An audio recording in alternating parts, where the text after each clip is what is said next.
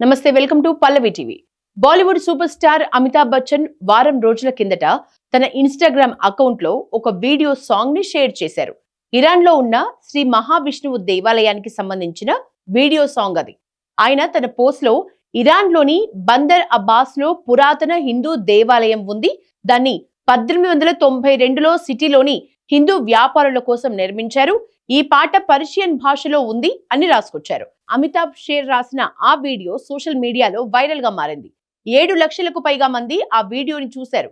Middle east లో ఉద్రిక్తతల నేపథ్యంలో Iran లో విష్ణు దేవాలయానికి సంబంధించిన వీడియో వైరల్ గా మారింది. విష్ణు మంత్రాలు సైతం పర్షియన్ భాషలోనే ఉండటం విశేషం. ఈ ఆలయం విశిష్టతను ఇప్పుడు ఒకసారి తెలుసుకుందాం. వ్యాపారం కోసం ఇరాన్ కు వెళ్లిన భారతీయ వ్యాపారులు 134 ఏళ్ల క్రితం ఈ గుడిని నిర్మించినట్లు ఇరాన్ చరిత్రకారుడు మహమ్మద్ అలీ తన పుస్తకంలో రాసుకున్నాడు. రెండో పర్షియన్ శైలిలో నిర్మించిన ఆ దేవాలయంలోని 72 చిన్న టవర్లలో హిందూ దేవతల పెయింటింగ్స్ ఉన్నాయి. 19వ శతాబ్దానికి చెందిన ఇరానియన్ చరిత్రకారుడు మహమ్మద్ అలీ సాదిద్ అల్ సాల్తనీ తన పుస్తకాల్లో రాసుకున్న దాని ప్రకారం ఇరాన్ లో ఉంటున్న హిందూ వ్యాపారులకు అక్కడి సముద్ర తీర ప్రాంతమైన బందర్ అబ్బాస్ లో శ్రీ మహావిష్ణువు గుడి కట్టుకోవటానికి 1888లో అనుమతి లభించింది. గుడి నిర్మాణం పూర్తి కావటానికి 4 ఏళ్ల సమయం పట్టింది. ఆ గుడి మొత్తం ఇరాన్ ఆర్కిటెక్ట్ స్టైల్లో ఉంటుంది.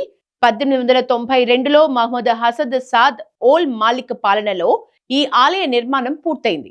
ఒకప్పుడు భారతీయులకు ఇరాన్ కు మధ్య ఉన్న స్నేహ సంబంధాలకు ప్రతీకగా ఈ దేవాలయం నిలిచింది.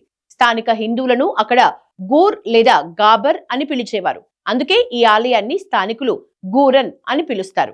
ఇక భారత్ లో ఉండే ఆలయాల మాదిరిగా సంప్రదాయ వాస్తు శిల్పం ఈ గుడికి లేదు. ఈ ఆలయం ఇండో ఇరానియన్ వాస్తు శైలికి నిలువెత్తు నిదర్శనం. మధ్యలో ఉన్న చతురస్రాకార గది ఉల్లిపాయ ఆకారంలో ఉన్న గోపురంతో కప్పబడి ఉంటుంది. దానిపై తామర పువ్వులు చెక్కి ఉంటాయి.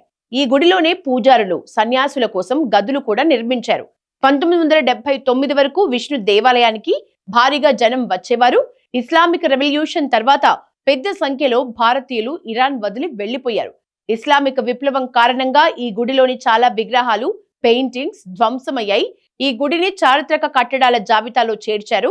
ప్రస్తుతం ఈ గుడిలో శ్రీ మహావిష్ణువు విగ్రహంతో పాటు బుద్ధుడి విగ్రహం కూడా ఉంది. రాధాకృష్ణుల పెయింటింగ్స్ కూడా ఉన్నాయి. శ్రీకృష్ణుడు వేణువు వాయిస్తుండగా ఆయన పక్కన రాధ కూర్చుని ఉన్న పెయింటింగ్ ఉంది. హిందూ దేవతల పాత విగ్రహాలు కూడా ఉన్నాయి. గుడిలోని ఓ రూమ్ లో చిన్న మ్యూజియం ఉంది. అందులో పురాతన వస్తువులు ఉన్నాయి. ఆనంద తాండవం చేస్తున్న నటరాజస్వామి విగ్రహం ఈ మ్యూజియంలో ఉంది.